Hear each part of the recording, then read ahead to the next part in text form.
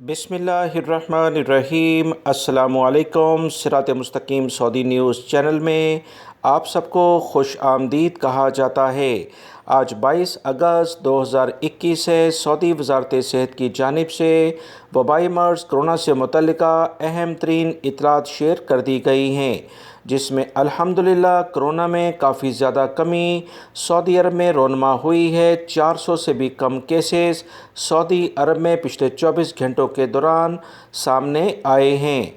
ताज़ा तरीन इतलात जो आई हैं उसके मुताबिक सऊदी अरब में 384 केसेस वबाई मर्ज़ कोरोना के सामने आए, जबकि 737 अफराद सेहतियाब होके अपने घरों को भी रवाना हो चुके हैं।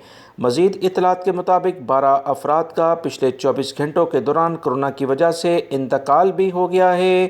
इन्ना लिल्लाहि व इन्ना इलैहि राजिऊन। सऊदी वज़ारत सेहत की जानिब से मज़ीद जो इतलात आई हैं उसके मुताबिक रियाद रीजन सबसे ज़्यादा मुतासिर है। 134 अफराद यहाँ कोरोना का शिकार हुए हैं।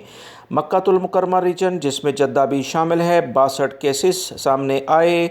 ईस्टर्न रीजन जो अलशरकिया दमाम से मुल्का इलाके हैं, 37 अफराद कोरोना का शिकार हुए हैं।